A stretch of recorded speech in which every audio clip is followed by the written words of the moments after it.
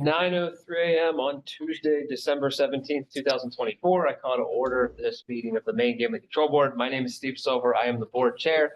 Before we go any further, I'll just explain the circumstances under which we're holding this meeting.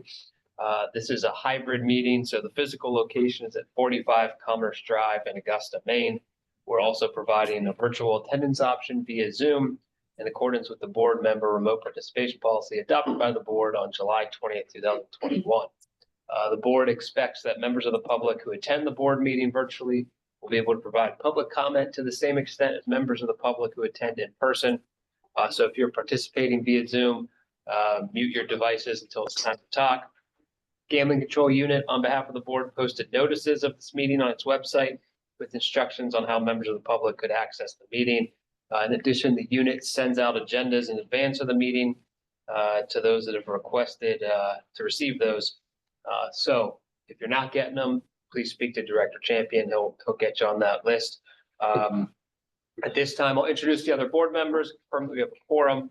So I'm the only one in person. So for those on Zoom, when I call your name, please identify yourself.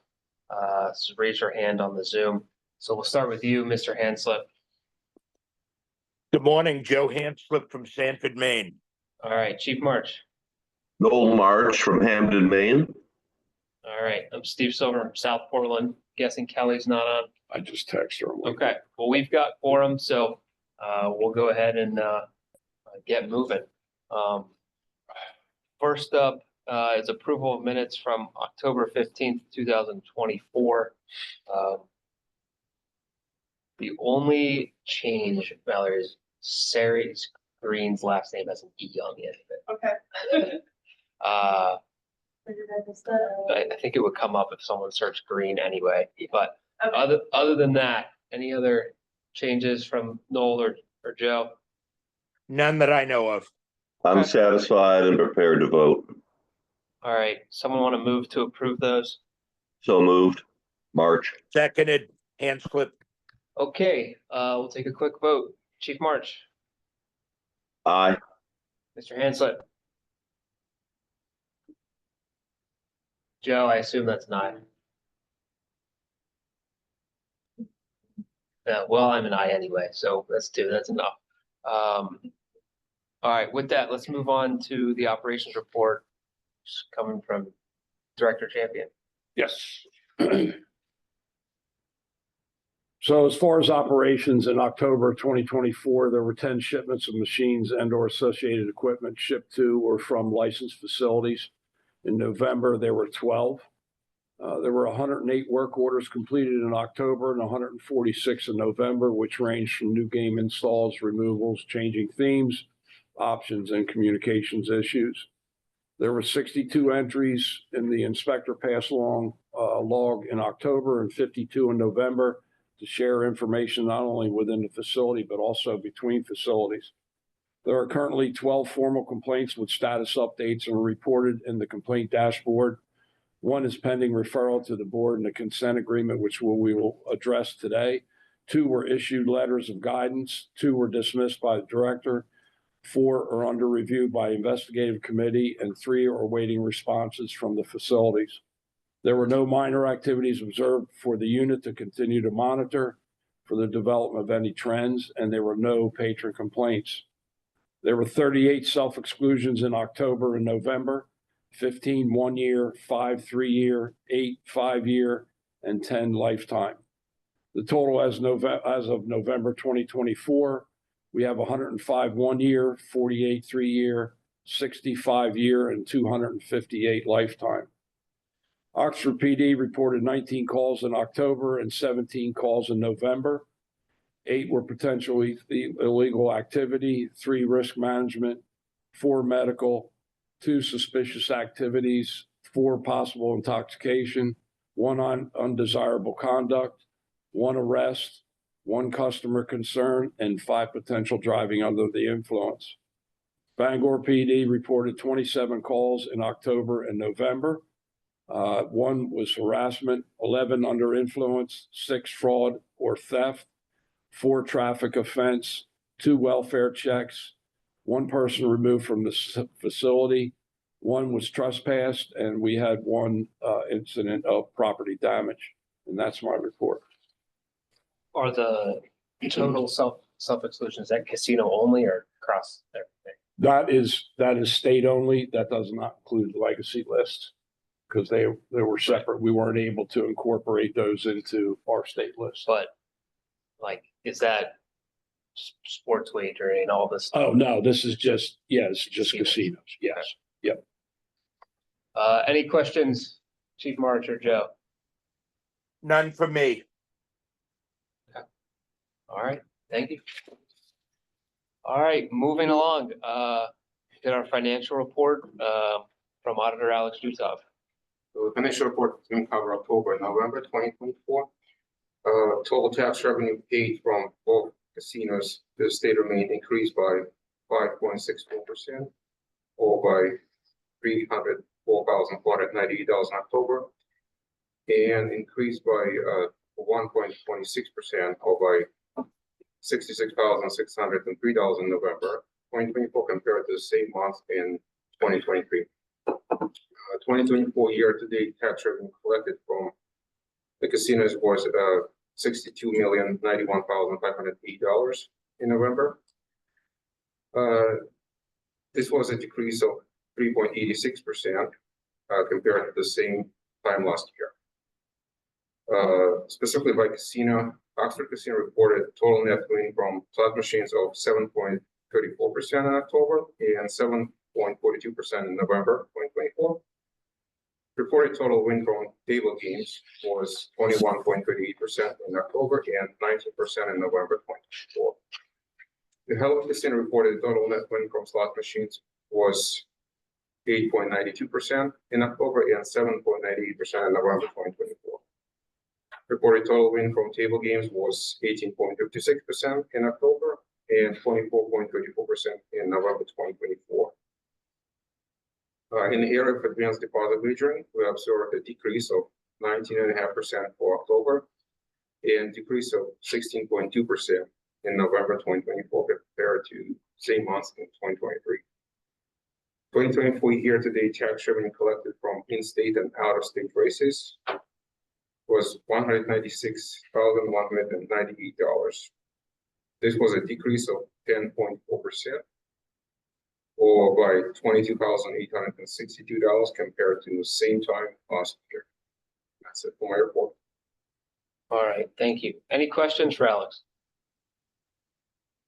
Done. Thank you. And I don't know if this for Alex, is ADW still one operator? Yeah, we're going to have at least one, maybe two for the February meeting, which will be initial licensors for a couple ADW operators. Yes. Okay. Perfect timing for the Triple Crown. Sure. All right, thank you. All right, back to Director Champion for your Executive Director report. Okay. Good morning, everyone. So we've been approved to move a new location towards the front of the building on the west side in front of the cafe. After the meeting, we will offer a walkthrough to show the board the new space. Board meetings will take place in this new area. The entrance is located on the west side of the building. We plan on having the February board meeting in the new space provided it is ready. Currently, we are in a temporary space, one door down from these conference rooms. And we're all sitting on each other's laps. It's real fun, but we'll deal with it. In collaboration with the two casinos, we're going to provide a 4-day training course in January of 2025 on gaming protection by Richard Marcus. 2 days at each casino. Information about Richard was placed in the Dropbox for board member reference. This training will be attended by unit staff, casino table game supervisors and above, and surveillance staff. Additionally, we are coordinating with a Maine State Police major and detective to offer to unit inspectors in all areas investigative processes and report writing later in the spring. As well, we will continue to look at any training available to the unit staff and certainly include the casinos when applicable. I'd like to wish everyone a very Merry Christmas, safe and happy holidays, and a healthy and prosperous new year. And that's my report. Any questions for Director Champion?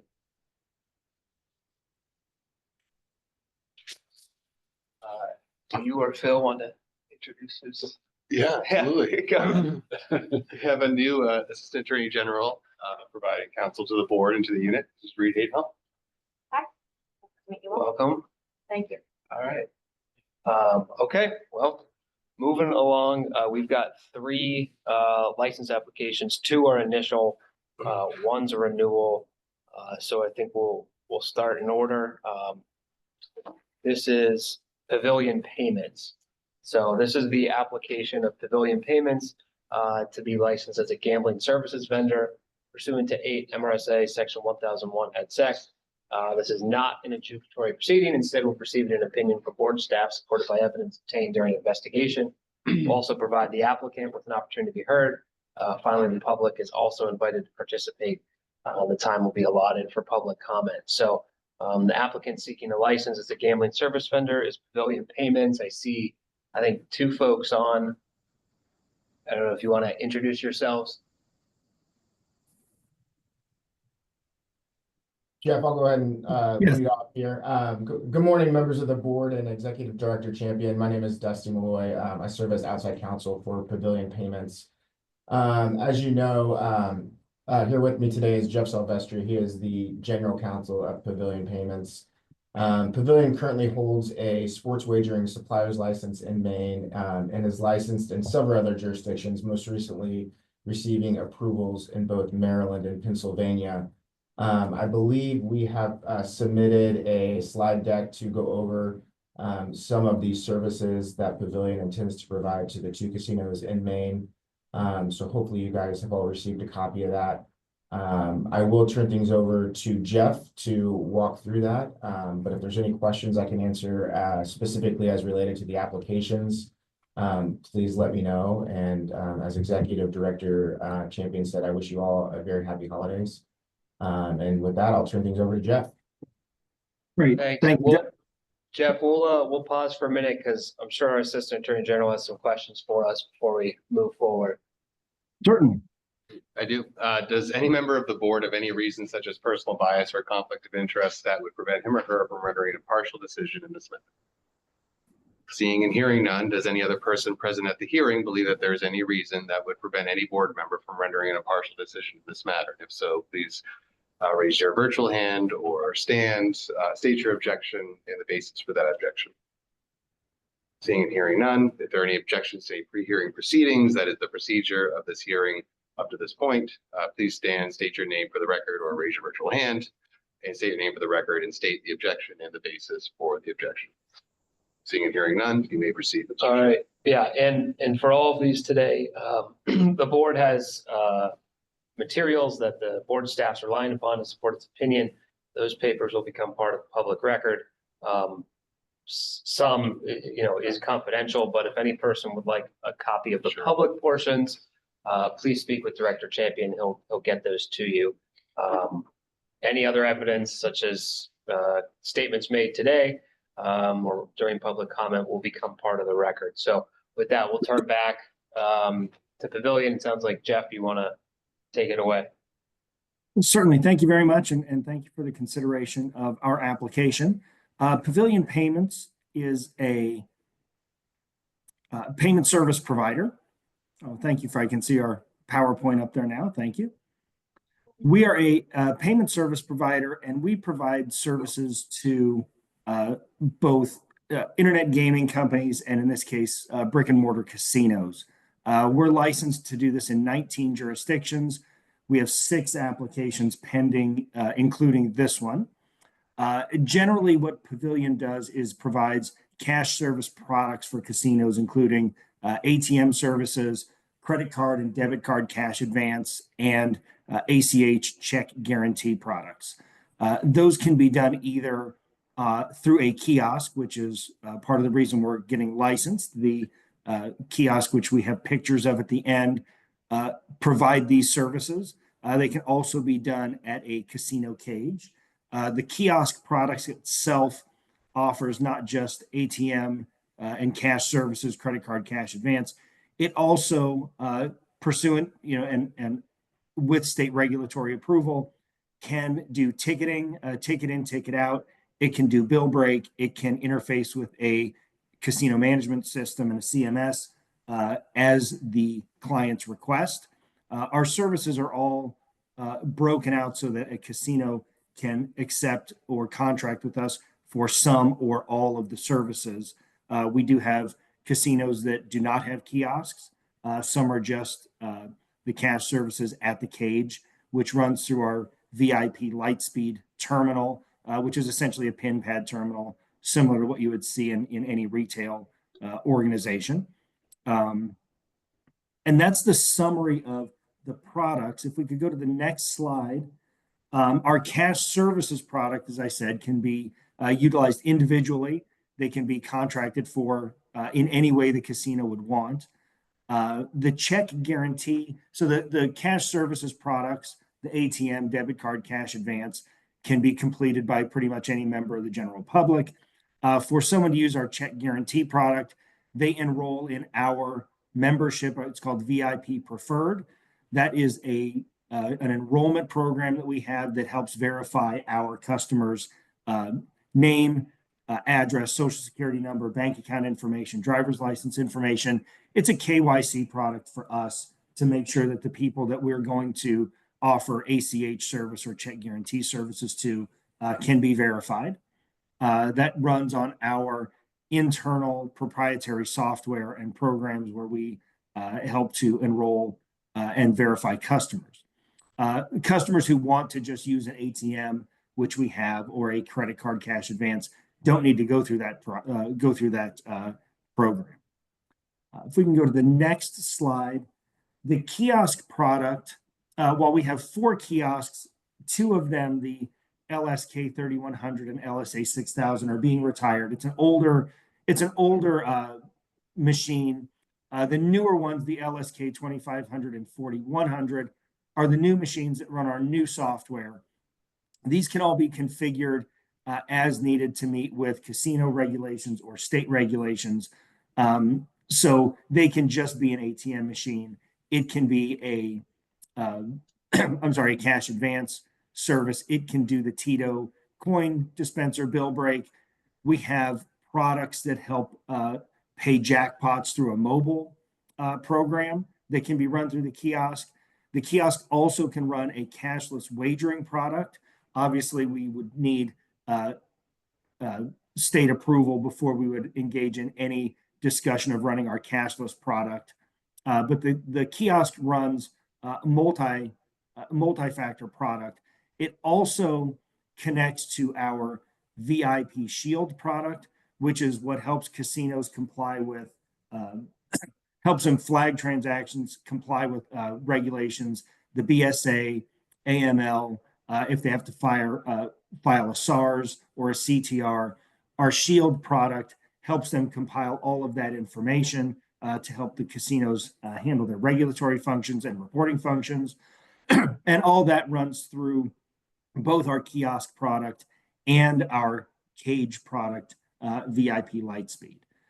If we go to the last final slide, the other services that Pavilion offers, again, as long as state regulations allow and the casino wants them, are again the cashless wagering, our mobile jackpot, our VIP Shield, and our gain self-exclusion product, where our customers can self-exclude through our own internal program, or we can help casinos manage their self-exclusion programs, largely through helping them deliver the self-exclusion lists throughout their casino.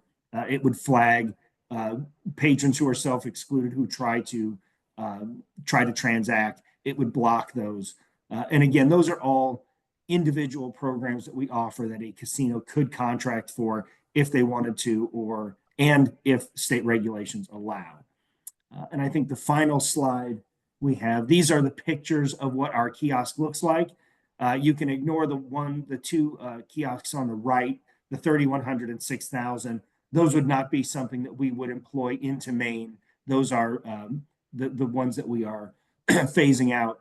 The ones on the left, the LSK 2500 and 4100, while they look different, they largely do the same thing. It's just the one on the left, the 2500, has more capability. It would hold more cash in it. It would hold more bill validators. It would hold more trays for cash and coin, but they both would do an ATM function, an ACH function, or e-check.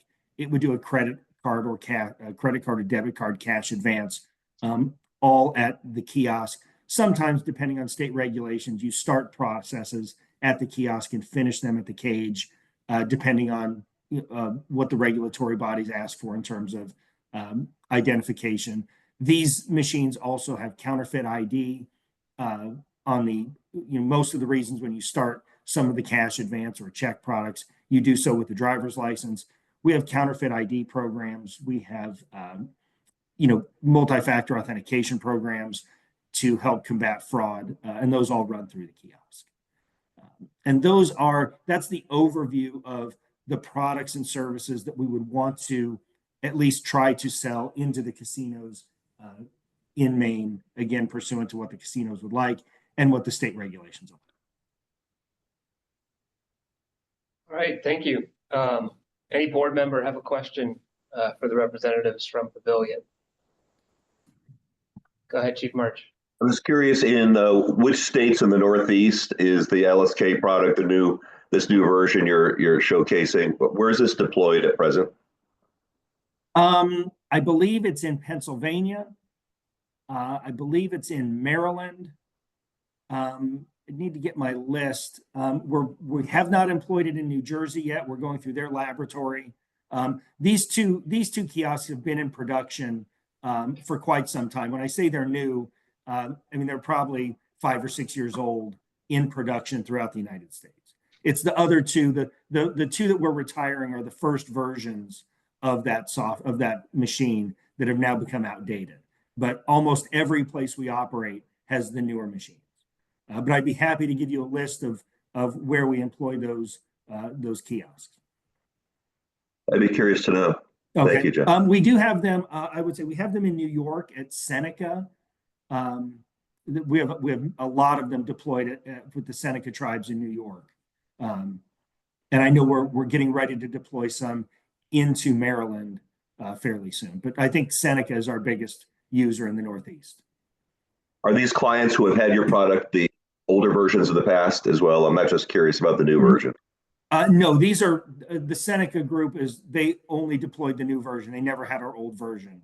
We have very few of the old version in circulation, and those are usually at smaller properties that have much lower volume and don't feel the need yet to change them out because there is a cost associated.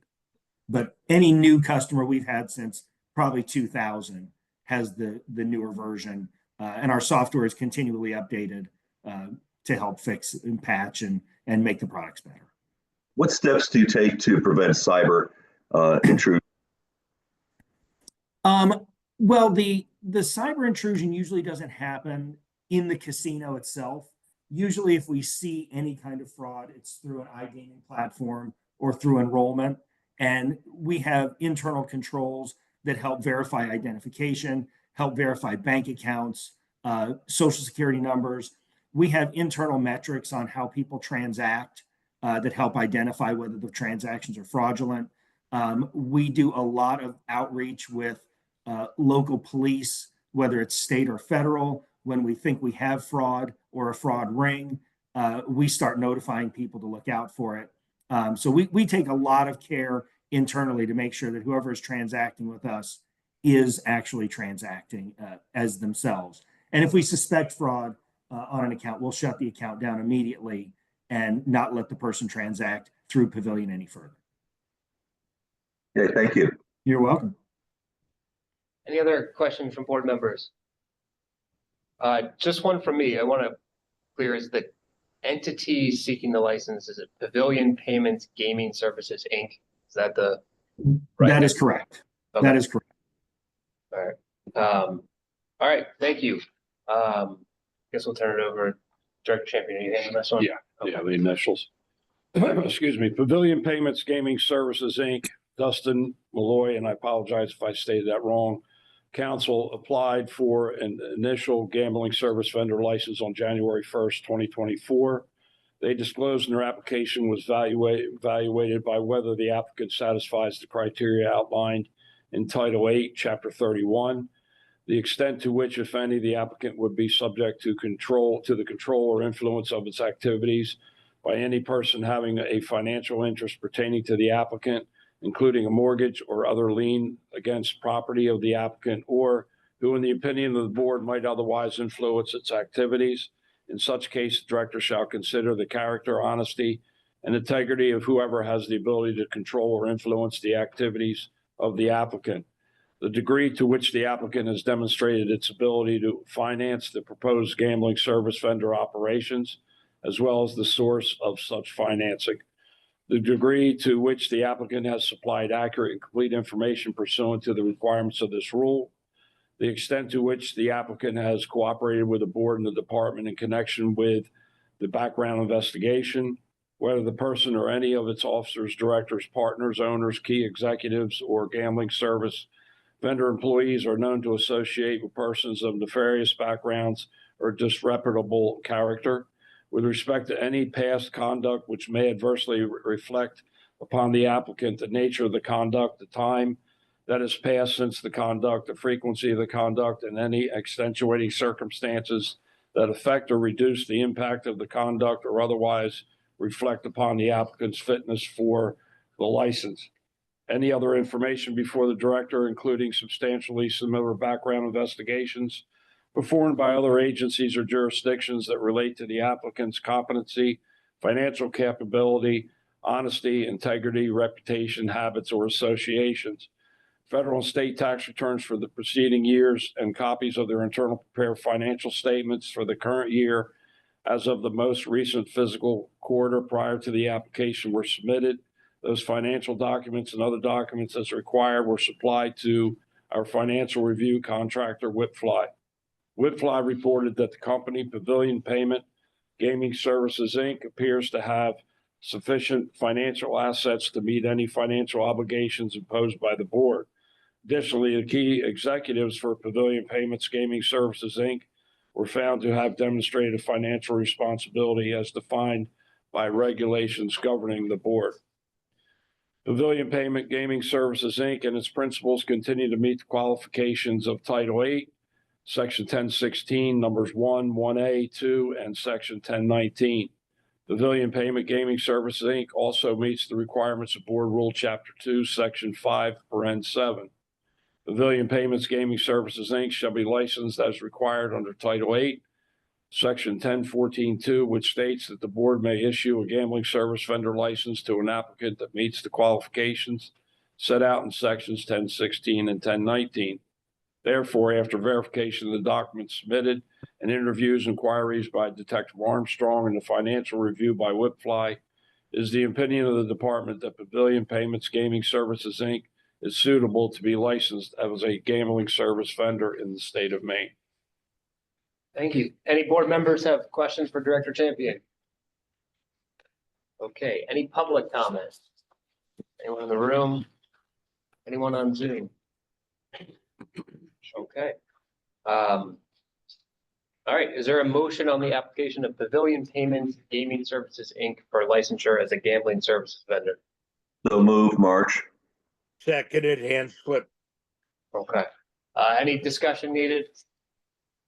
Okay. All right, well, let's take a vote. Voting yes is to approve the application. So we'll start with you, Chief March, Aye. Mr. Hanslip, Aye. and Ms. Bickmore. Aye. All right, I'm an aye as well. So that's 4-0. Having met all the requirements of licensing pursuant to Title 8, Chapter 31, Pavilion Payments Gaming Services, Inc. will be licensed as a gambling services vendor in the state of Maine, and we thank you for your desire to do business in Maine. Thank you very much for your consideration and your time and effort in processing our application. We really appreciate it. All right. Mr. Chairman, point of order. Yeah. We received the financial report several minutes ago, and I just don't recall, does that require a vote of the board to accept? No. From Alex, you mean? That's correct. No. That's fine. Thank you. Thank you. All right.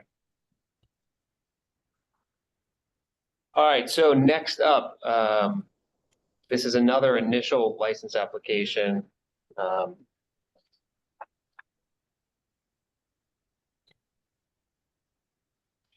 This is for Jackpot. I want to get the corporate name right. Jackpot Digital Inc. To be licensed as a table game distributor pursuant to 8 MRSA Section 1001 et sec. Again, this is not an adjudicatory proceeding, and we will be providing the applicant and the public opportunities to comment. So, thought I saw a box from Jackpot pop up. Yes, good morning. This is Jake Kalpakin. I'm the president and CEO of Jackpot. Thank you for your time to the entire board. With me is Matt McDonald, our vice president of corporate development. And I will pass the baton to him, but I wanted to once again thank you for the time and opportunity and wish everyone a Merry Christmas and a healthy and happy holiday season. Matt, All right. all yours. Yeah, we'll turn back to you in a minute. I'll go over to Assistant Attorney General Mantis. Who'll have some questions for us. Does any member of the board of any reason such as personal bias or conflict of interest that would prevent him or her from rendering an impartial decision in this matter? Seeing and hearing none, does any other person present at this hearing believe that there are any reasons that would prevent any board member from rendering a partial decision in this matter? If so, please stand or raise your virtual hand, state your objection and the basis for that objection. Seeing and hearing none, if there are objections to any pre-hearing proceedings, that is the procedure of this case up to this point, please stand, state your name for the record, and state the objection and the basis for that objection. Or raise your virtual hand. Seeing and hearing none, Mr. Chair, you may proceed. Okay. I'll just remind everyone again, if you need the public portions of this application, please feel free to contact Director Champion. So we'll go back to Jackpot. I don't think Jimmy Johnson's here today, but Hi, can everybody hear me okay? yeah. Great. Thanks for joining today. I appreciate it. Thank you to the members of the board and to Executive Director Champion for taking the time to hear our presentation and to consider our application today. I assume from the Jimmy Johnson comment, everybody here can see what's on my screen here. Yep. Thank you. So I appreciate it. We are Jackpot Digital. This is our presentation to the Maine Gambling Control Unit, December 2024. I'm just going to make sure I can switch slides here. There we go. Who is Jackpot Digital? We are consider ourselves a positive disruptor in the casino business. Jackpot Digital is a leading manufacturer of dealerless multiplayer electronic poker tables for the cruise ship and land-based regulated casino industries. Our flagship product, which you can see right there before you, we essentially look at this as a digital smart table. It's a 75-inch touchscreen dealerless poker table. Players can touch the screen with gestures and bend the cards right on the screen, just like they would bend cards in a real poker game. Sit around the table and play with each other, multiplayer, look each other in the eyes, determine whether the opponent is bluffing or not. It's like a real poker table. It simulates live dealer poker play. The only difference is there's no dealer. And Jackpot Blitz has become known as the friendly table by eliminating common sources of conflict, such as dealer mistakes, and also eliminates tipping the dealer. Excuse me. Jackpot Digital Inc. is a publicly listed issuer in Canada. We're based in Vancouver, Canada, on the West Coast, and we are governed by the rules and policies of the TSX Venture Exchange and the Securities Commissions in Canada. You can see our share metrics right before you, our website. You can learn more information at www.jackpotdigital.com. And our audited financial statements can be viewed at www.jackpotdigital.com/financials. You can see as well, we trade on 3 different exchanges worldwide. In Canada, we trade on the TSX Venture Exchange under the trading symbol JJ. In the United States, we trade on the OTCQB market under the trading symbol JPOTF, as well on the Frankfurt Stock Exchange under the symbol LVH3. We do have a reputable and growing client list. What you see before you is a list of customers and companies that have either expressed interest, signed contracts pending licensing approval, or signed letters of intent to do business with our company and to use the Jackpot Blitz product. Up until recently, most of our machines were deployed in the unregulated markets on casinos on board cruise ships, our largest customer being Carnival Cruise Line, with its subsidiaries of Princess Cruises, Holland America, Costa Cruises, and so forth. We did recently receive GLI certification for the land-based version of the Jackpot Blitz, and are now endeavoring to expand into the land-based market. We do have a master agreement with Penn Entertainment. Recently, you can see the logo right on the top in the center of your screen. We were approved by the Saskatchewan Indian Gaming Association, our first government full province. That's a province in Canada. That's our first government license that we were able to accomplish north of the border here in Canada. We also have several other license applications underway and have been approved for several licenses, which I will get into in a later slide. Again, this is a list of customers either doing business with us now or with the intent to do business with us pending licensing. Narrowing down to the actual current land-based installations of the Jackpot Blitz product, we are, it's been tribal casinos so far.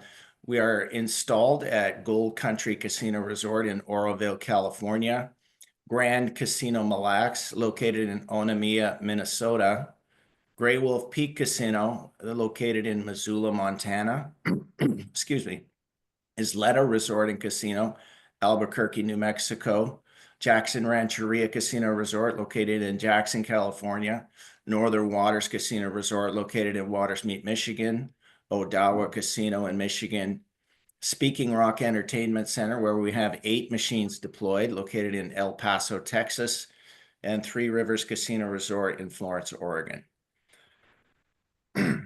We do have a video presentation prepared, but we were notified that it wouldn't be necessary, so I don't think we need to talk about this slide.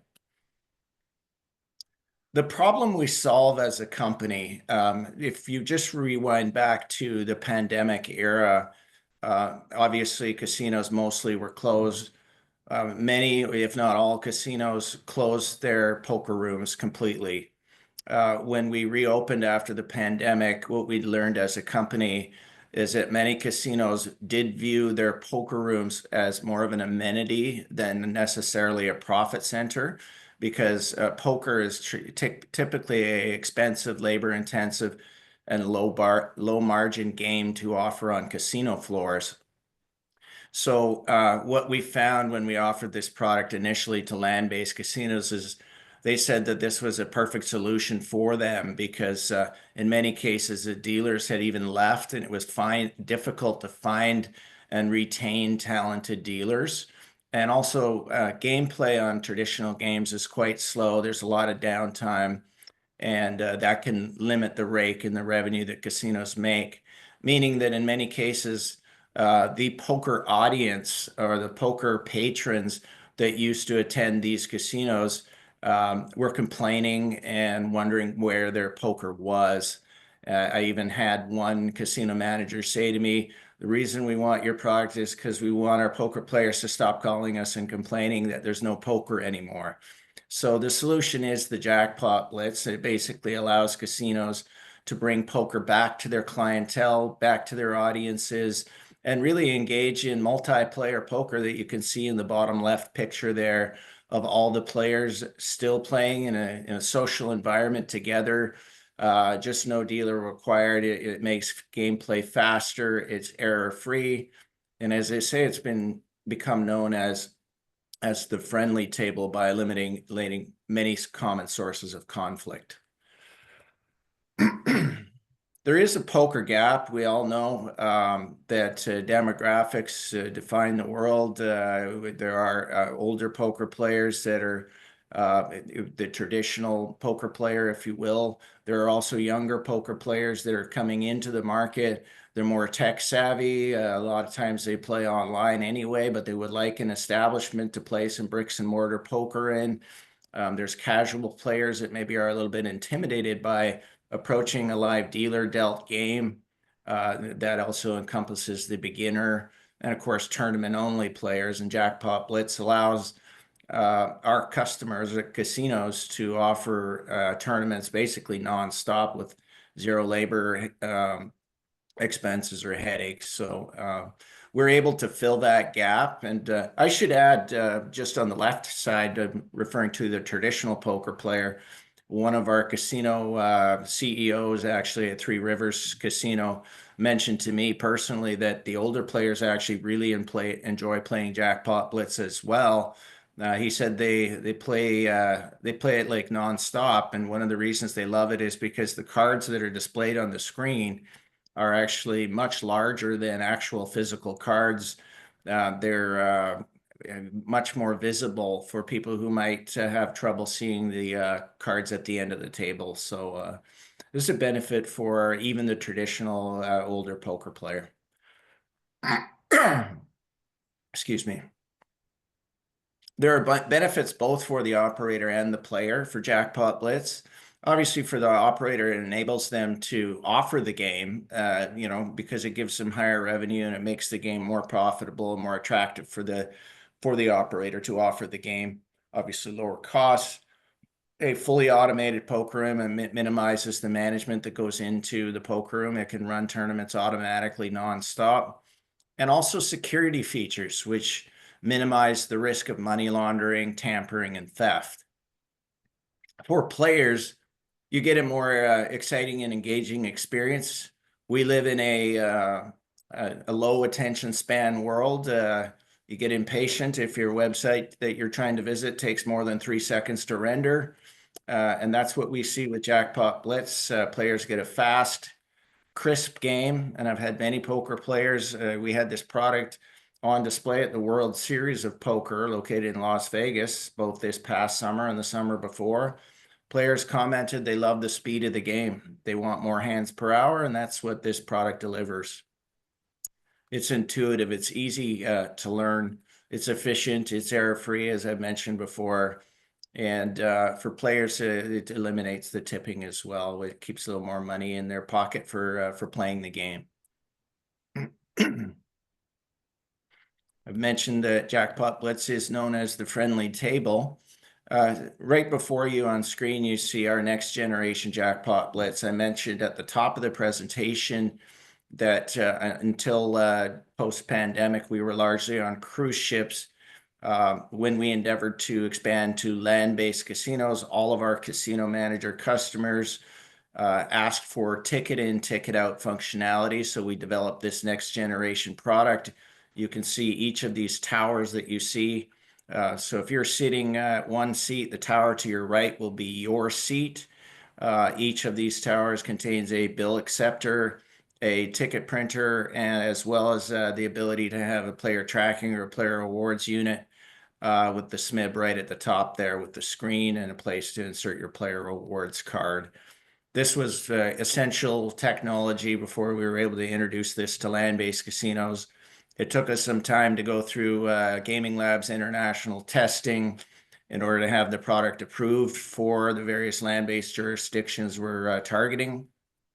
And now the product is GLI certified and ready to go.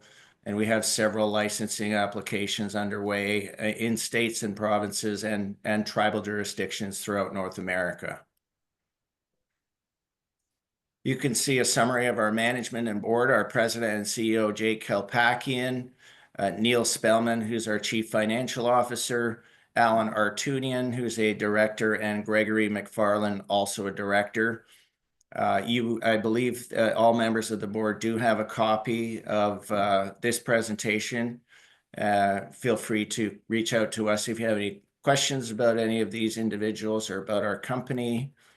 The final slide here, I'd like to just outline where we are currently approved. You can see down the left-hand side a list of all of our current and active licenses. Obviously, most of them are tribal jurisdictions in the United States.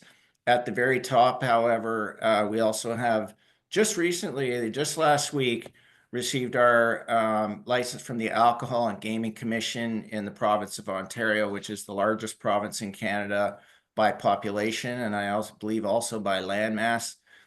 So that was a nice feather in our cap and a good indicator going forward. And as I mentioned, in Canada, we were also not long ago approved in the province of Saskatchewan by the Saskatchewan Indian Gaming Authority. So those are our approvals on the left. We do have light on the right-hand side. You can see what we have in progress. Louisiana, Maine, Manitoba, Michigan, Armenia, Mississippi, Missouri, Nevada, Pennsylvania, and Virginia in progress. And below that, you can see the GLI certifications that we have that are active for the next generation land-based jackpot blitz. So with that, I again would like to thank members of the board and Executive Director Champion for taking the time to hear our presentation and consider our application. We'll open up for any questions that you might have. Thank you. Any board members have questions for the representative from Jackpot? Okay, Yes. we'll turn it over. If you don't mind, just one quick question, Mr. Chair. Where would this product be deployed closest to Maine? Is it in operation in New Brunswick, province of New Brunswick, Canada? We are not in the we used to have the predecessor product of Jackpot Blitz, which is a more antiquated version of this many years ago, many years ago, but not currently in the province of New Brunswick. Closest to the state of Maine, let me just rack my brain here. We haven't done a lot in the eastern US as yet. I know we are working with the Seneca tribe, very close to a deployment with Seneca. And we are also working with the Seminole tribe in Florida, but nothing outside of cruise ships that might come to Maine or in the Northeast. Nothing in your immediate jurisdiction. I would say the closest deployment we have to the state of Maine would be Casino Grand Mille Lacs, which is located in Minnesota. Okay, thank you. All right, thank you. All right. We'll turn it over to Director Champion. Okay, Jackpot Digital Incorporated, Jake Kalpakian, President and Director, applied for an initial table game distributor license on August 21st, 2023. They disclosed their application was evaluated by whether the applicant satisfies the criteria outlined in Title 8, Chapter 31, the extent to which, if any, the applicant would be subject to the control or influence of its activities by any person having a financial interest pertaining to the applicant, including a mortgage or other lien against property of the applicant, or who, in the opinion of the board, might otherwise influence its activities.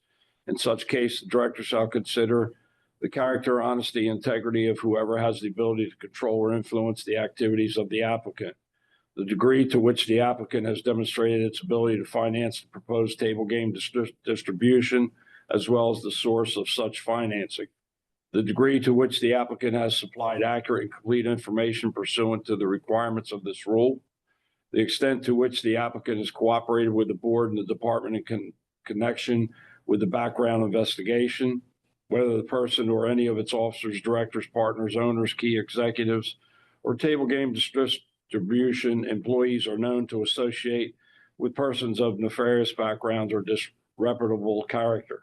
With respect to any past conduct which may adversely reflect upon the applicant, the nature of the conduct, the time that has passed since the conduct, the frequency of the conduct, and any extenuating circumstances that affect or reduce the impact of conduct or otherwise reflect upon the applicant's fitness for the license.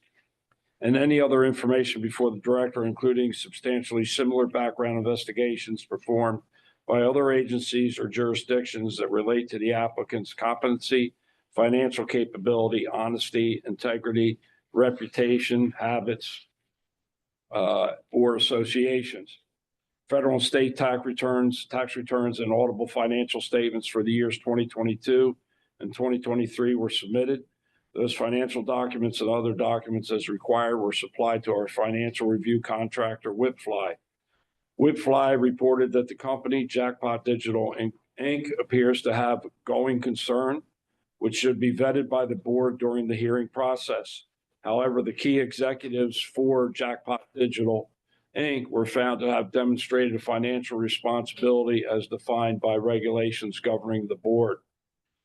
Jackpot Digital Inc. and its principals continue to meet the qualifications of Title VIII, Section 1016, numbers 1, 1A, and 2, with the exception of 2G, financial suitability, and Section 1019. Jackpot Digital Inc. also meets the requirements of Board Rule Chapter 2, Section 4, Paren 7, except for C, the concern in financial suitability. Jackpot Digital Inc. shall be licensed as required under Title VIII, Section 1013A2, which states that the board may issue to distribute table games to an applicant that meets the qualifications set out in Sections 1016 and 1019. Therefore, after verifications of the documents submitted, interviews or inquiries by Detective Armstrong, and the financial review by Whipfly, is the opinion of the department that Jackpot Digital Inc. may be suitable to be licensed as a table game distributor in the state of Maine. Thank you. Any board members have questions for Director Champion? I'm curious. I'm sorry, go ahead, Joe. I'm curious about the financial suitability questions in that portion of the report. Milton, could you flesh that out for me a little bit, please? Yeah, the only thing I would reply or say to that is that the Whipfly report, which I submitted to the board in advance, if you wanted to take a look at that, and I thought it would be an opportunity during the hearing process, which it is, to maybe get some questions of that financial suitability, to have Jackpot Digital maybe make a few comments in that regard. So before I ask that, what would be ongoing financial commitments other than the license application fee that they'd have to the state? Well, the transaction between the operator is one thing. As far as the state, I really don't see anything other than, because we're not getting any type of revenue contribution. It's a part of the statute, part of the rules. So we have to, when those issues come up, we certainly have to consider them. The only thing I can think of is if something went wrong and they had to pay a huge fine. And in some cases, we've seen where companies have suits against them for large amounts and that sort of thing. So just wanted to bring it to your attention. Okay. Yeah, so for Jackpot, we have a financial report that says, we're looking at 18 years of losses and material uncertainty related to going concern. So, what's the plan moving forward? Because our financial auditors say, it doesn't look good. Yes, I'd like to address that. This is Jake Kolpakian. We bought this business in 2015. Our genesis as a company, we've always been public since basically 2000, and we got into the online gaming business where after a few years we started having some success with online poker. And as a result, we were looking to expand, and then the laws changed in 2006, and we adhered to the laws and exited the business. So we kept building technology, and we had already built a base foundation of technology for online poker, but we tried different businesses. We tried to do different apps in the online space, and unfortunately, nothing would stick financially. We ended up buying this business in 2015, where we borrowed the money to make the acquisition from the original fundraising abilities. We kept raising money from the market And when we bought the business, we quickly learned that how expensive the entire, not only the technology aspect of the business was, but the licensing and on the regulatory side of things. And then we had all our business with cruise ships. And when COVID came, it almost basically knocked the company out because all our revenues were coming from cruise ships, and obviously we had no revenue coming in. So that set us back significantly. But instead of throwing in the towel when life gives you lemons, you make lemonade. And we kept battling, and we have continually shown our ability to raise enough money to continue. And we basically started a second generation product, which is the product we've demonstrated today called the Jackpot Blitz. And basically, we need to reach a critical mass and we've now very closely are coming close to that, to reach a number of units in the field. But it was key at all times that the cruise ship business wasn't enough. We had to get into the land-based market, and we've done that. We've taken our time and we've built a GLI product, and we've got into the tribal markets, and we're growing very fast there. And then, of course, as Matt alluded to, we got into both Saskatchewan and Ontario, which were no easy feats, that we had to go and demonstrate our financial wherewithal to be able to do that. Just recently, this summer, we raised close to $9 million, which was a significant amount of money, where we were able to pay back a significant amount of debt, the original acquisition of the company back in 2015. And as we're now going into the licensing process at the state level, whether it be Maine or many other states, that is really the bottleneck, we're now meeting those challenges and getting our applications in. That will allow us to have enough tables to be able to demonstrate profitability, hopefully, we believe in Q1 of 2025, if not Q2. So we've had a rocky road simply because we've been a one product company. We are the world leader in this specific product, and we've wanted to continue building the ultimate dealer's poker experience. But the lack of diversification of a product, the hard and expensive material costs, and just basically working capital required. Well, we got over that hump just recently, and we're in the process, I believe, of turning the corner with profitability in 2025. So it's been a rocky road, but we've answered the bell each time, and we've never been in a better position as a company, specifically not only by raising the capital we've required to run the business uninterruptedly, but more importantly, to grow the business and expand our footprint in North America. So, and the fact that we are public, we have been dealing with a couple of investment banks in the United States to do a much significant financing, so that we can have even more resources to grow faster, because we have an opportunity to expand our footprint, not only in North America, but globally. So that's our future, and we believe that we're well equipped to meet those challenges. All right, thank you. Any board members have questions? Okay. Is there a motion on the application of Jackpot Digital for licensure as a table game distributor?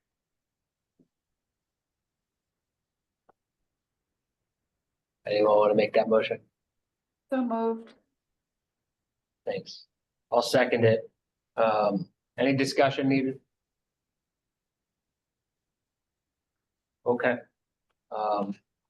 Let's take a vote. We'll start with you, Ms. Bickmore. Aye. Chief March, No. Mr. Hanslip, No. I'm an aye, so we are tied. What do we do with ties? I got a coin. Right. Not sure, actually. So first counter. I think you could table it at a vote. Yeah, that's what I would suggest, table. Okay. And would it have to be a table time frame? I mean, obviously February isn't not going to change much, right? It's up to the chair. Okay. Because we're gonna have a fifth board member. Yeah, right. Well, So that would in theory, theory. Right. You could table it to February, contingent on having a fifth board member, and if we don't have one by then, you could table it to the next meeting. To April. You need a except- board motion. I guess it depends what's the standard, because, there's a tie, at the Human Rights Commission, it goes to the, Right. Right. Mr. Chair, Yeah. according to Robert's rules, when a vote is tied, what you're voting on is defeated. Depends. It depends on the standard they have to meet. Right. I don't know what that is. Right. So I think we could do a couple things. Probably more prudent is to have the application reassessed at the next meeting with a full board, 5-member board. It may be the same outcome, it may not. You could also give an opportunity for the applicant to provide additional information. Do they have the Whitfly report? Yes. Yeah, it was in Dropbox. So, I mean, we could table till February, and if we have to table again, we'll table again. Well, yeah, you don't want to do it definitely. It might. not if it gets voted. Yeah. I think we need 5. Yeah. Right. So what I would suggest, we're gonna table this, but I'd suggest that between now and our February meeting, if you're able to prepare something in writing for the board, response to the report from Whitfly, there's serious concerns that they've expressed about financial suitability, and that may or may not help the board members who don't feel comfortable voting for this. We're going to have hopefully have a 5th board member by then, and I'm sure they'll have questions as well. So I think that would be the path to go. Okay, so we need a motion to table. Yes. All right, well, I'll move to table this application of Jackpot Digital for licensure as a table games distributor. I'll second March. Okay, let's take a vote. Ms. Bickmore, Aye. Chief March. Aye. Mr. Hanslip, Aye. I'm an aye as well. This will be tabled till February. Hopefully the governor's office will have put up a 5th board member, and then I think for Jackpot, it sounds like a good product. There's some serious concerns raised by our, financial investigators, and, that's who we rely on. So I think to the extent you can respond to that with some detail, and what the forecast is moving forward, that might help. Very well. Thank you. Thank you very much. Thank you for your time. Have a great day. Thank you. All right, last one up is renewal licensure. Pull that up. Yeah, this is L&W Gaming Inc., so Light and Wonder. This is a renewal of their slot machine distributor license. Again, this is not an adjudicatory proceeding. Instead, we're receiving an opinion from board staff supported by evidence obtained during investigation. Will also provide the applicant and the public opportunities to participate. Don't think there's anyone here from Light and Wonder. No. Okay, so before we proceed, turn it back over to Assistant Attorney General Mantis. Does any member of the board have any reason such as personal bias or conflict of interest that would prevent him or her from rendering a partial decision in this matter? Seeing and hearing none, does any other person present at the hearing believe that there is any reason that would prevent any board member from rendering a partial decision in this matter? If so, please stand or raise your virtual hand and state your objection and the basis for that objection. Seeing and hearing none. If there are objections to any pre-hearing proceedings, that is the procedure of this case up to this point, please stand, state your name for the record, and state the objection and the basis for that objection. Seeing and hearing none, you may proceed, Mr. Chair. Okay, I think we'll turn it over to Detective Armstrong. Yes, good morning. All right. Pursuant to Title 8, Section 1005, subsection 2 of the Maine revised statutes, the Department of Public Safety is responsible for investigating the qualifications of each applicant before a license or registration is issued and reporting to the board the results of any such investigation. LNW Gaming Inc., Destiny LaRose, licensing analyst, applied for renewal of the company's slot machine distributor's license on September 3rd, 2024. The company disclosed, and it was verified, that since the company's last application for a board license, there have been no changes to the company's address. There have been changes to the key executives of the company or any parent or intermediate affiliates of the company. There have been changes to the ownership structure of the company or any parent or intermediate affiliates of the company. There have been adverse actions taken against the company or any parent or intermediary affiliates of the company by any other regulatory agencies, and there are no charges pending against the company or any parent or intermediate affiliates of the company in any state or federal court. The company submitted its federal and state tax returns for the years 2022, 2023. Those financial documents and other documents are required, were supplied to our financial review contractor, Whitfly. Whitfly reported that the company LNW Gaming Inc. appears to have sufficient financial assets to meet any financial obligations imposed by the board. Additionally, the key executives for LNW Gaming Inc. were found to have demonstrated financial responsibility as defined by the rules governing the board. The department has investigated the qualifications of LNW Gaming Inc. and has determined that it meets the board's requirements for renewal of the casino operator's license. Specifically, LNW Gaming Inc. and its principals continue to meet the qualifications for a license set out in Title 8, Sections 1016 and 1019, and meets the requirements of Board Rules, Chapter 2, Section 3. Therefore, after my verification of the documents submitted, interviews or inquiries, the financial review by Whitfly, and the final review by Director Champion, it is the opinion of the department that LNW Gaming Inc. is suitable to be continually licensed as a slot machine distributor in the state of Maine. All right, thank you. Any board members have questions for Detective Armstrong? Oh, go ahead, Chief March. I presume that the adverse actions against the Light and Wonder aren't of concern with respect to the renewal as you're recommending it, right? That's correct. There's no issues that would disqualify them for any renewal.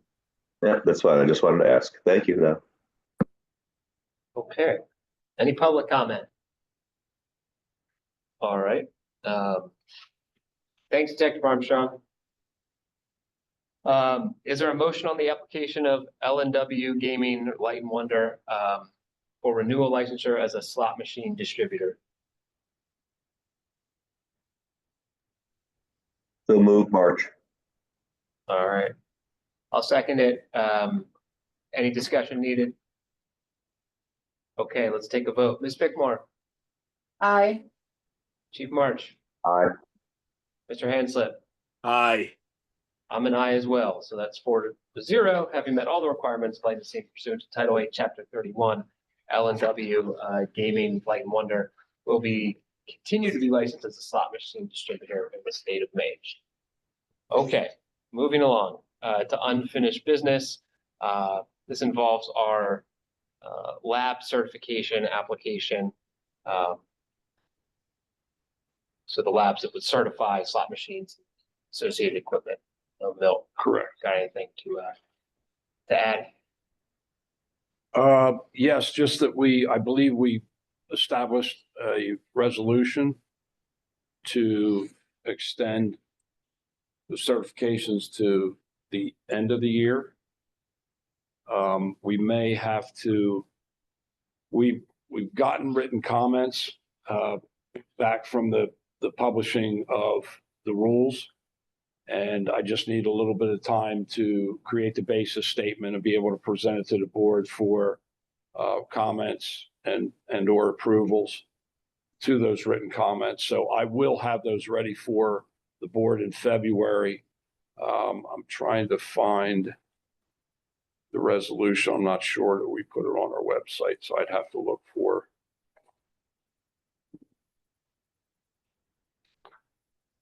Maybe we didn't. Maybe we didn't. I just pulled the resolutions up and I was thinking of a different area. So is that application for subject to rulemaking right now? Well, this is the application, which is part of the rulemaking process. The board asked for an application, so I just wanted to present the application to you for any comments. And then, of course, when I bring back the written comments from the first publication of the rules, this would be part of the rules because it identifies the application in the rule. So really just looking for comment. We have spent some time on this. We're going to continue to look at it several more times before the February meeting, but we just wanted to put something out there for the board to be able to take a look at. And obviously a lot of these questions in the application pertain to the rule. So we have to have the rules adopted before we can actually finalize the application. So I just wanted to let you know we were doing it. Okay. Yeah, I mean, I think follow the normal rulemaking process. Yep. See if we get back. Any questions or comments for Director Champion? Okay. All right. We'll have it ready for you in February. All right. Moving on to new business. Looks like Hollywood Casino has requested some internal control changes to update their organizational chart. Someone want to? Chair Silver and Director Champion and members of the board, thank you so much. Yes, this is an application just or a proposal to change our organization structure, particularly in our finance area. Typically, we've had a director of finance in that role. What we would like to move forward with, of course, pending final board approval, is to have a regional vice president of finance. This particular person would have oversight over our property as well as our sister property in Plainridge Park in Massachusetts. If you look at the organizational structure underneath this person, nothing will be changed. Everything will be the same. The goal with this is obviously to provide a head of finance with vast experience to support the property and the team members within that vertical. Okay, and I take it then moving the poker manager because the poker room's back. Yes. Yeah. Okay. Okay. Any questions for Hollywood? The only thing, no, I don't even know if this really needs to be changed, but on the actual change request form, there's just a typo. It says change director to regional VP, regional, it's misspelled. Okay. It's not in the, the highlighted part, but I don't know. Someone can just change it and initial it. You don't need to do a whole new form. But. Yeah, no, I'll change it before I send it to you for signature. Okay. All right, so let's take a vote. This will be to approve the requested internal control changes. We'll start with Ms. Bigmore. Aye. Chief March. Aye. Mr. Hanslet. Aye. I'm an aye as well, so we'll get those changed for you. Thank you very much. All right, moving along. Well, I don't really know what this is, but the IRIS. Yes. IRIS, not the IRS. Exactly. Thank you very much, Chair Silver. So yes, on the call now we have Jason Gittle, who is our Director of Information Technology, to talk a little bit about IRIS, and I'll turn it over to Jason. Good morning, Chairman Silver and Board and Executive Director Champion. Thanks for having me again. I'm here to answer the question you just asked, Mr. Chair. So what is IRIS? I've got a presentation here for you. My intention is to not take you through chapter and verse of the entire presentation, other than to paint a picture for you quickly this morning and see whether we can strike up some interest on behalf of the Maine Gambling Control Board. in order to frame this a little bit, it's important to understand the history of how we got to look at this Iris product. And what it is, or where we started this is back in around the times where we were discussing rule changes and control changes surrounding the elimination of the state CMS.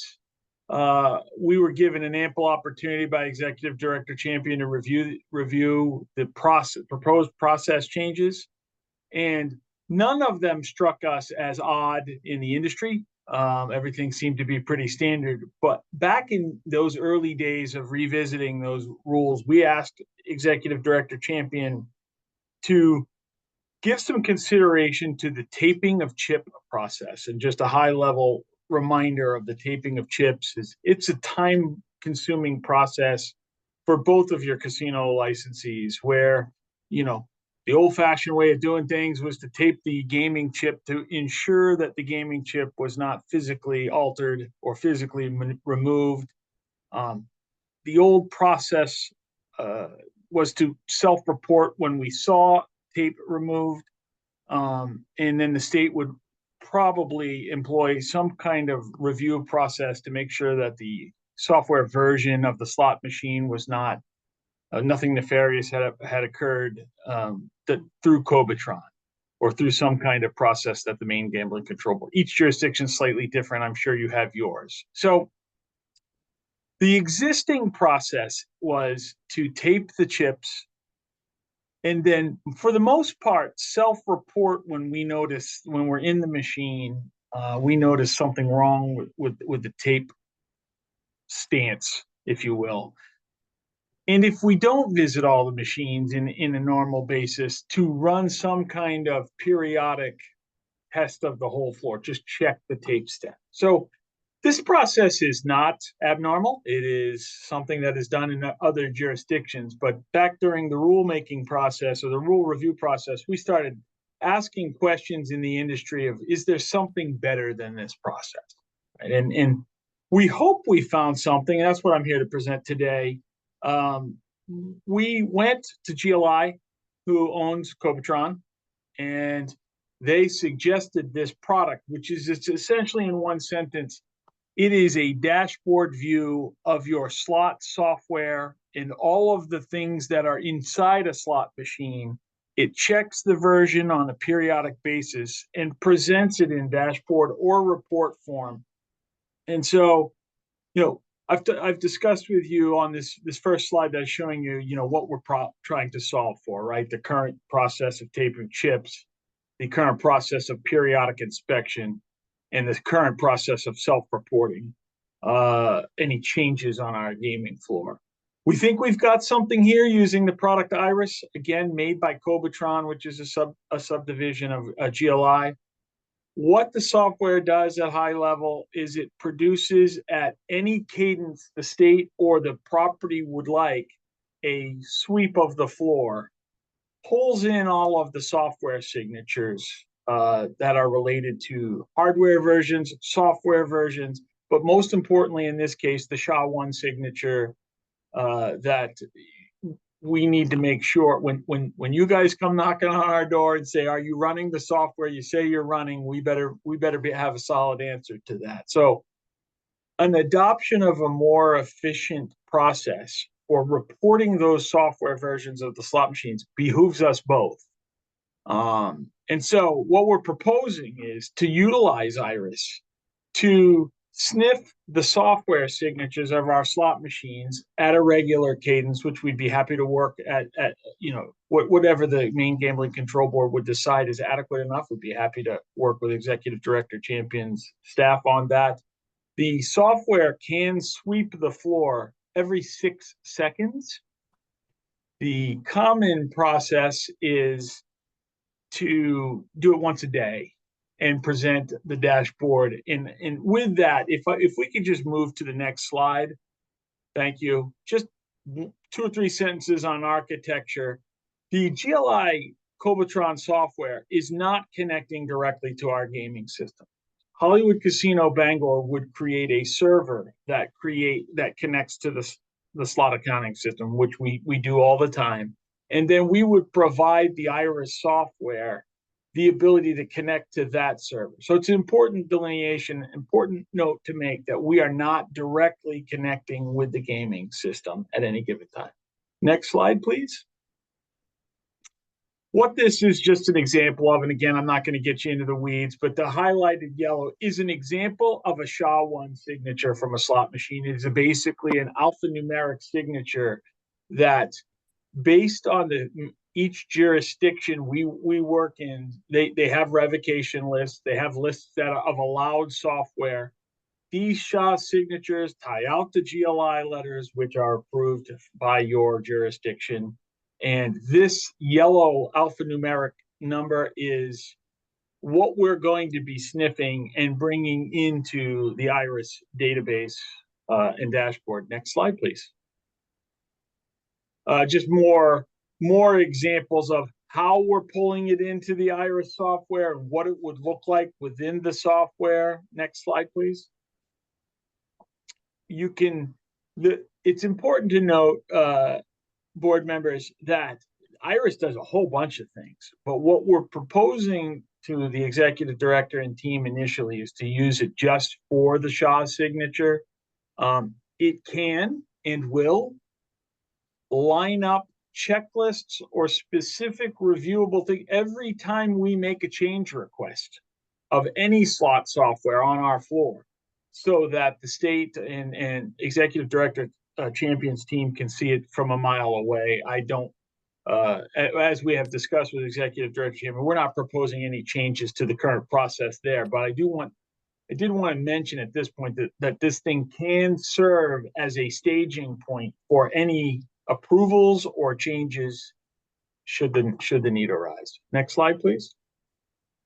What the state can do is utilize this software to run its own Cobotron test remotely or within the machine. So wanted to point that out. We're not proposing that at this point, but it is certainly something the state could take advantage of if it wished to. Next slide, please. I don't really know why I built this slide, folks, other than to say to you that we can review the slots. You can either schedule a testing and a sniffing of the floor, if you will, at any cadence you'd like, or you can do it under review status, which would allow the state or anyone else to just check a machine on a onesie-twosie basis, if you'd like. Next slide, please. Just a brief view of the IRIS software dashboard. And you can see how simplistic it is. It is which slot machine tied out to which serial number in a green, red, yellow. Hey, green is good. It does not operate against the state's revocation list.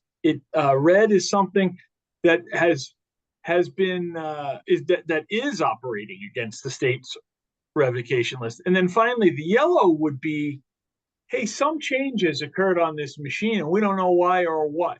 So it is an alert that we would probably self-report in the current rules and regs to launch whatever downstream investigation needs to occur.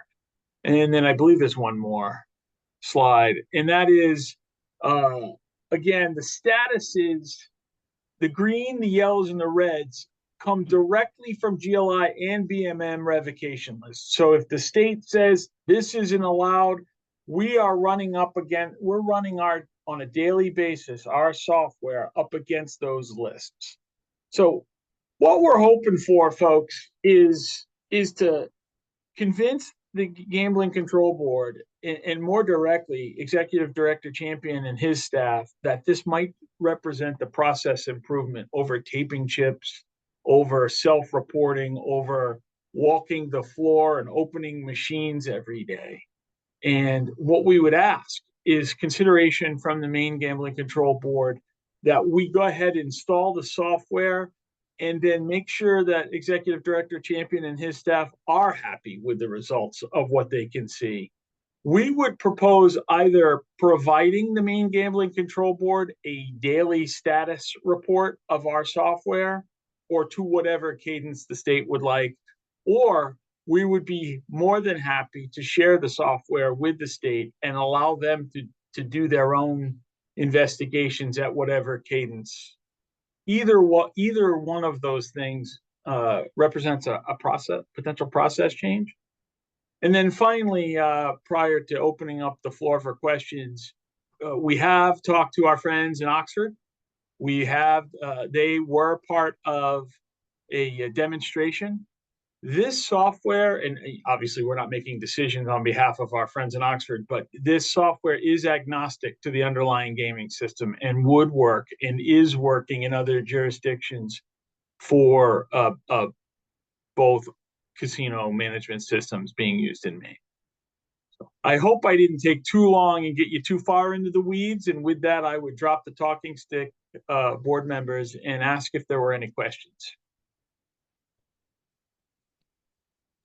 All right, any questions from the board?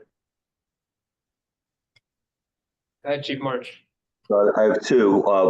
One, would gambling control unit inspectors be able to view this same screen real time as the sweeps are taking place? That's right. Yes, sir. Thank you. And Milton, what are your reactions to this proposal? I'm just curious from the director. This was a part of the rulemaking process, and it was brought up during that process. The only thing we didn't do is I specifically identify Iris. What we did is we put in our rules that basically said you can have some type of a database, or I'm not taking it word for word, but some type of a database or taping. We don't necessarily tape the software. We tape the CPU units or the casings. So it's not as much taping, but it's still taping, which requires an inspector to go out to the machine, follow up, that sort of thing, where this would take that out of the equation. We wouldn't have to tape. We would just bring up the Iris on a daily basis and verify that all the software is there. Now, there's also a process of when it's delivered, we would check the software before we hand it over to the operator. So anything new, we're going to check before it gets installed. But this is critical to, I think this database is very critical to when a software becomes revoked or has a non-mandatory revoked part of the program. So I think we're okay. I mean, we're okay with it. Like I said, I just didn't want to specifically identify Iris in rulemaking because, if somebody else comes up with something else, they would present it just the same way that Hollywood's presenting this to us today. You don't want to, appear to be endorsing or supporting. But listen, I'm generally supportive of this approach.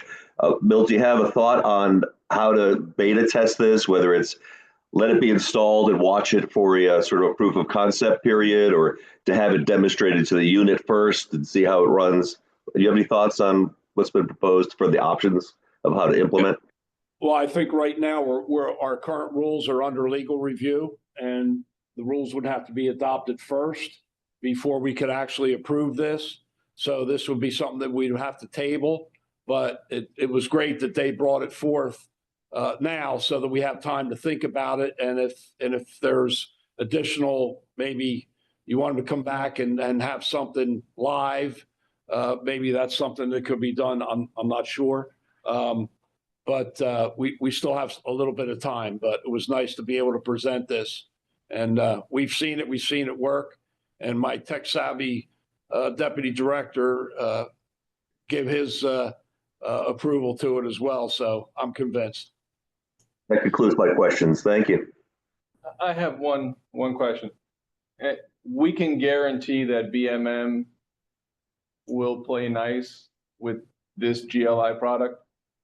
As far as now, granted, there's not a considerable amount of BMM certified product in either of the casinos, but they will be contributing their list and it'll reference that list. It won't just come up, non-certified under us.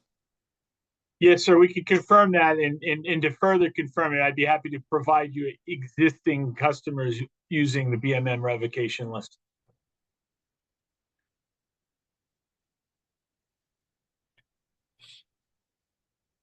That was it.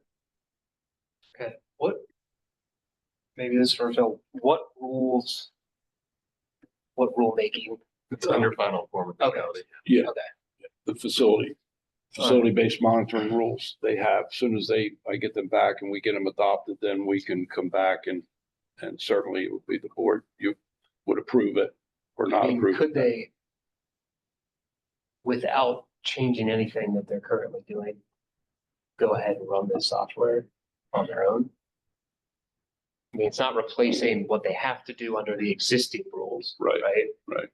But if they want to get some data, Yeah, it could be like a surveillance tool. like it's their own, Technically, they could, because they're Yeah. not connecting to the machine at all. Right. They're just basically getting signatures from because, yeah, their accounting software that basically populates Iris.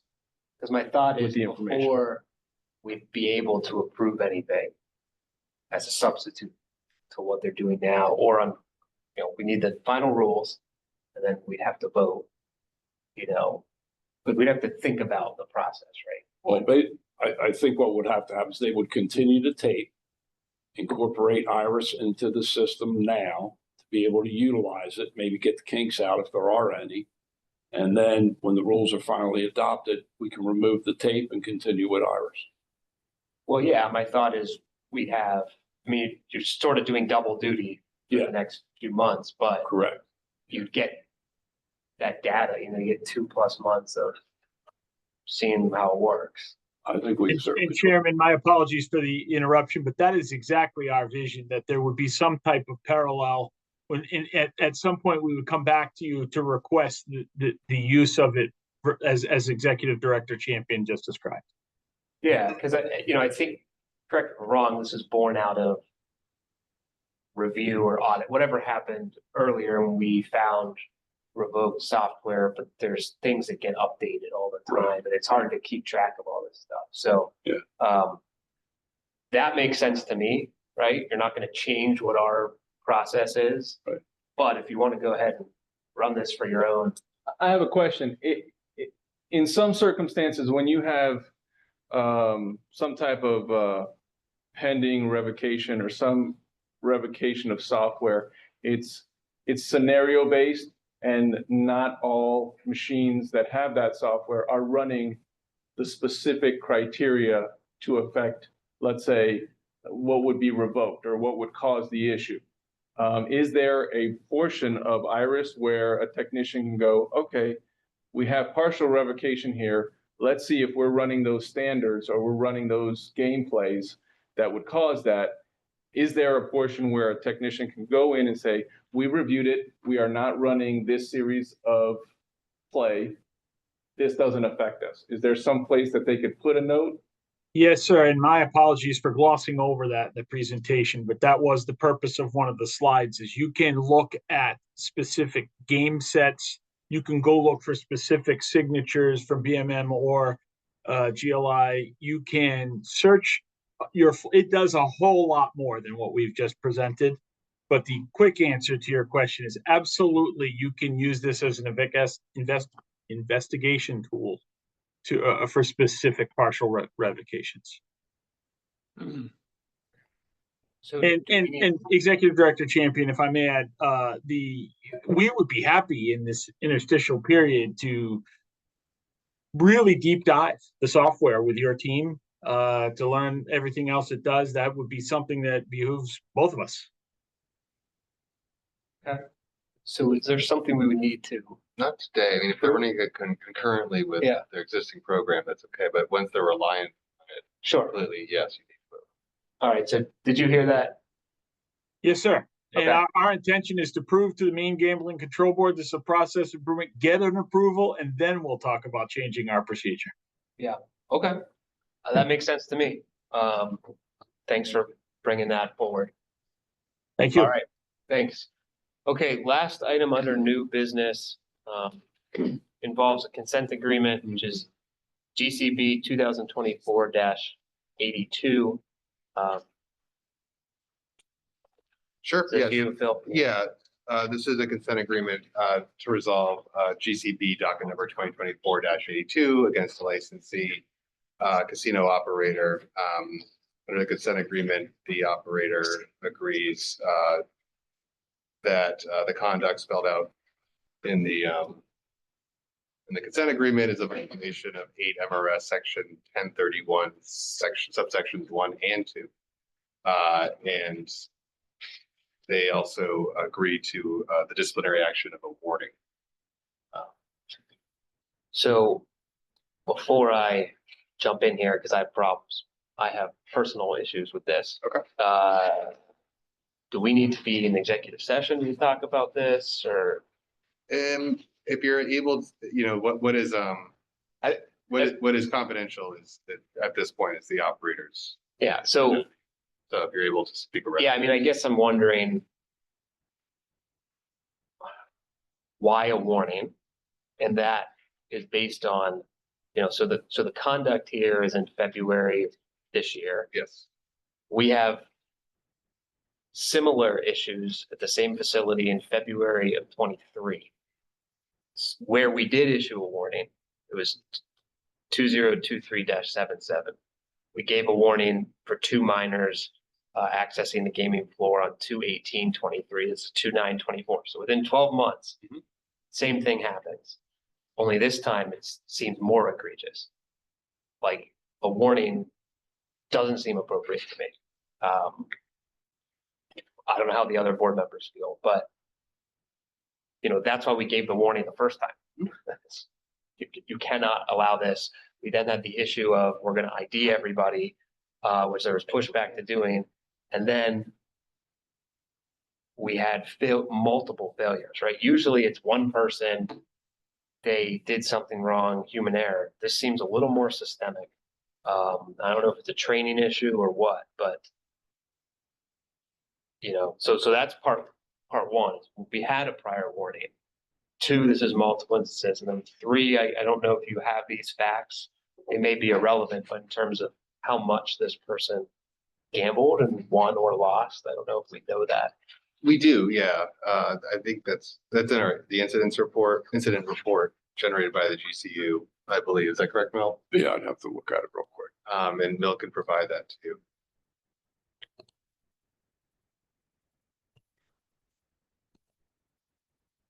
Chair Silver, if I could then comment on that as well, is what we could provide as well is between the 2 incidents, just really highlighting, because my understanding is that they were quite different as well.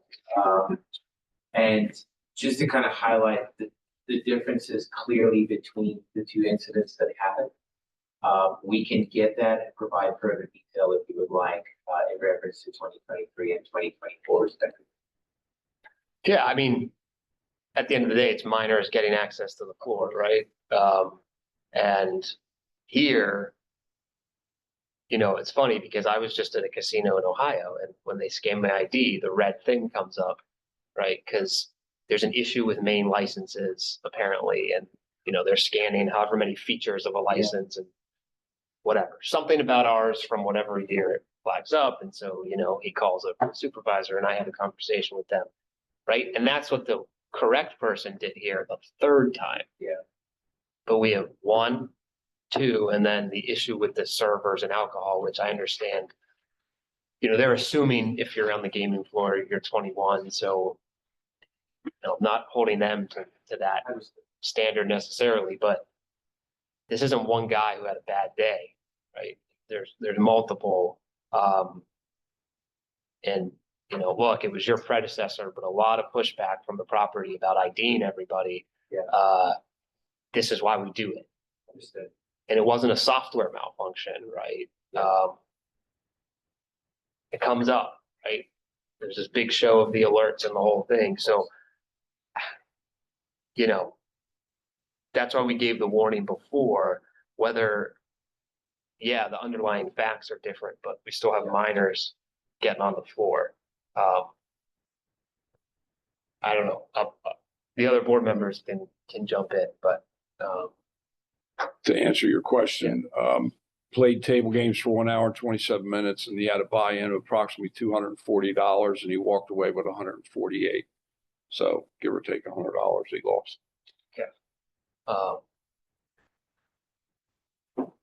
And Chair Silver, just to comment, one other point on my end is obviously coming on board myself, working closely with the team and just putting the point out there is just how seriously we take this. You know, it's to your point, it's still a minor gaining access to the floor, which, you know, working together with the team is absolutely paramount that we have our controls in place. Learning from what had happened, implementing training, having disciplinary follow-up with our team on property. It's of the utmost importance. I just wanted to make sure to reiterate that point from the property's perspective.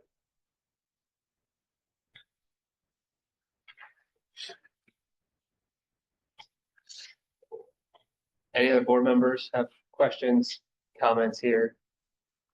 I mean, I think Joe's. yeah, go ahead. Go ahead, Ms. Ransom. You're on mute. No. Mallory's good. Take him off. Unmute, Joe. There. Okay. Hear me, Mr. Chair? Yeah. Yeah. I share your concerns that this is not a one-off situation. And I think it's very important. And if it wasn't, it wouldn't be in the regulations. Yeah, well, you know, we have a lot of different industries that have age limits and, you know, in this situation, it's a small amount of money, but right at the end of the day, the state essentially profited off of a minor gambling. Right. That's why we have the ID checks. So, you know. What are our options in dealing with this? Because obviously, what we've done to this point has not worked. Yeah, I mean, there's previously a warning. You know, the parties obviously negotiated this agreement, and I'm loath to disrupt that. At this point, you could vote to deny or Yeah. the consent agreement, denying the consent agreement. The parties would get back together to potentially and likely propose an amended consent agreement to the board for. Yeah, I mean, I try not to disrupt these when your office and a licensee has negotiated one, but in this case, I felt like I've gone out of my way to give warnings in the past. And this is very similar, actually only worse, because my understanding with the last one is they got access without a security officer checking, and then somebody saw them on the floor and approached, right? So that wasn't that as egregious. This is, particularly when it takes a third attempt for someone to do what they need to do. So I think there needs to definitely be some training, and I don't know if there was discipline of the employees. I don't need to know. My preference would be that this goes back, you know, and there should be some fine, and there should, you know, I don't know if they've said they're going to do training, great, but something to check on that, and prove that. You know, I don't think this is, I'm not gonna, I won't put a limit to it. I don't think it's a, you know, something, a fine where maybe the folks from corporate are going to pay us a visit, but there needs to be some penalty, because I feel like our last warning was pretty generous. But I'll let others speak. So what's it say that the board has the ability to do? They can reject or deny it. So if if it's not settled, it goes to adjudicatory hearing. So currently they can't amend the consent agreement unilaterally because it's an agreement among the parties. I mean, I think you should go back, and I need to see some concrete steps of what's going to be taken in the future. And maybe there's nothing you can do, right? Because if it's truly human error and two humans made it on the same shift, then that's a systemic problem. That's a training problem. And that needs to be addressed internally. And I don't know how you do that, but needs to be explained. And then, there needs to be a fine. I'm sure you can look at the history of those to negotiate what you think is reasonable, but I think there needs to be a penalty here. There's 3 other board members that may feel differently, but we've been pretty lenient up to this point. But this doesn't sit well. So I don't know if anyone else has comment.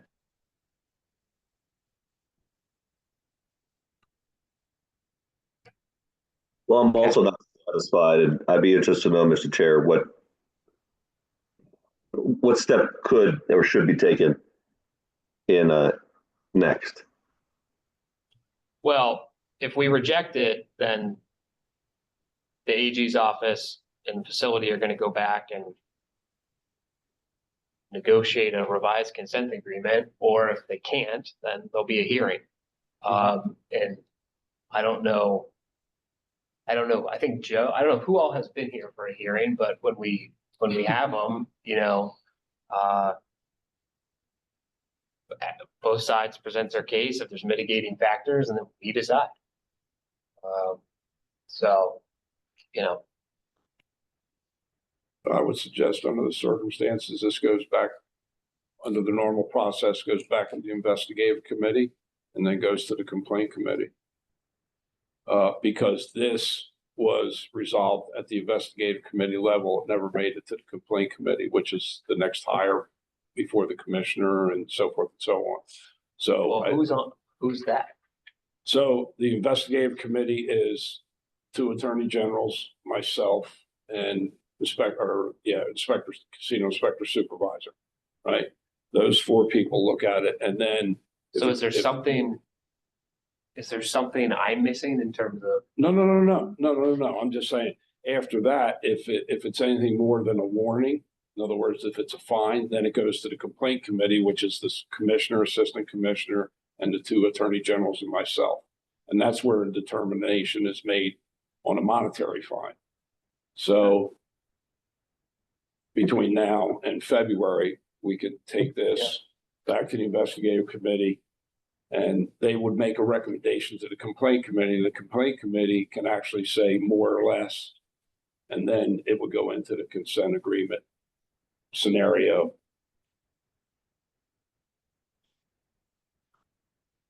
Okay, I have another question on paragraph 14 in here. I want to make sure this is a typo and not that we actually did something, because it says in August that. Oh, I would have advised that to amend that. That's residue. Okay, because I don't think we looked at this. No. Previously.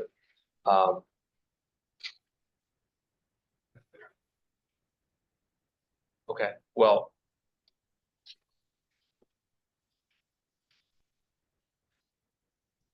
Chair, so in addition, if there's a need for us to provide the board additional information regarding our recourse to this incident back in February, of course, we can do that from a disciplinary perspective, training perspective, et cetera.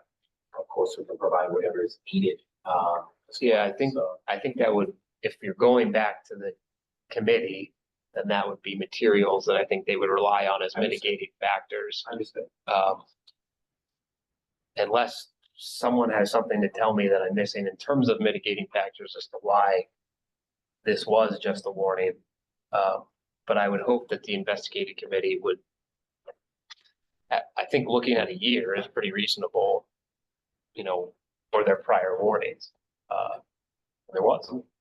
And that's kind of what we looked at. The prior board said if there's not a similar violation within a year, they would basically get credit for going that year time. Of course, now the current board has changed that a little bit. You want to see each one and make your decisions. So. Except this is similar. Well, it's a little bit more egregious than the prior that's one, the but problem, it was still, right? no, I understand. I understand. Sure. End of the day, it's minors gaming access gaming floor. First one, as soon as they saw it, did something about it. That's why it was a warning. This one, I think deserves more. the committees may feel differently and it comes back to us in a different format. Or it's a hearing or another consent agreement, I don't know, but my vote would be to reject this.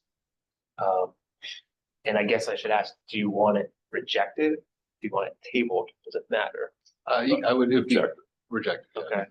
I mean, that's my vote. I may get overruled. Why don't I you, would- Mr. Chair, why don't you suggest that in the form of a motion so I can second it? Yeah, so I would move to reject consent agreement 2024-82 in its current form. Second, March. All right, any other discussion needed? Okay, let's take a vote. Ms. Bickmore, Aye. Mr. Hanslip, Aye. Chief March. Aye. I'm an aye as well, so that is rejected. I created more work for everyone, but No, you but all- I appreciate your comments, Mr. Chair, and your direction going forward. We'll definitely look at these in a different way. Okay, all right, board business. Anyone got anything? Chief March, didn't you get certified or attend some training? Oh, yes, just time flies. Yeah, sure. I mean, for the record, I enrolled in a webinar delivered by the state of Massachusetts on problem gambling. I thought it was very enlightening and helps me better understand what our role is with respect to self-exclusion and resources and services for gambling issues and addictions. And hopefully it'll help me be a more enlightened and contributor as a board member. Thank you. I will just add too, so the other board members know, I've been in contact with the governor's office about, finding a replacement. My understanding is there was at least one applicant, maybe more, and they're working on it. So my hope is that when the legislature comes back in January, that can be, appointment be made and then confirmed in the Senate before February. That's the goal. We'll see. Then while I'm here, it was jogged my memory with the internal control changes of the org charts in February. It'd be nice if each casino could just give us like the name. So like we have the org chart, but who the actual humans are. I know it changes a lot, but it'd be nice for us just to have.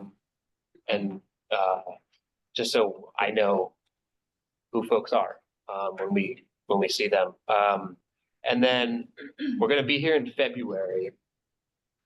So there may be meetings in between, but at least April and then June, I'd like to do them in Oxford and Hollywood. Do you have a preference on who does what month? No preference on our idea. Okay, so let's tentatively plan, we'll do April at Oxford and June at Hollywood. And again, we may need to meet in between, but we'll always do that here. But just so folks get. And if it needs to change, it can change, but just thinking ahead to 2025. Okay, any public comment? Anyone on Zoom? Anyone in the room? Mr. Chair. Just for information, we're doing some upgrades to the website. We've added a couple of more sections specifically for the Gambling Control Board itself. We have a bill tracker section there. Anything that corresponds with your part of the website, if you have any comments, any suggestions that you would like to see that we could integrate in there that would help the public, feel free to send me an email and we'll see if we can't get that in there and Yeah, make the I website. forgot about that. Yeah, better. so you all know, we added, all the board resolutions are online. There's 16 of them, I think. Yeah. So folks can go look at what we've done historically as well. Yeah, thank you for that. Any other comments? Okay, our next meeting is February 18th. We'll be here pending snow, disease, drones, whatever. I will entertain a motion to adjourn. So moved. All right, is there a second on that? I'll second it. Ms. Bickmore, Aye. Chief March, Aye. Mr. Hanslip. Aye, All right, 10:58. We are adjourned. Thank you. thank you. Anybody who wants to take a walk over, like I say,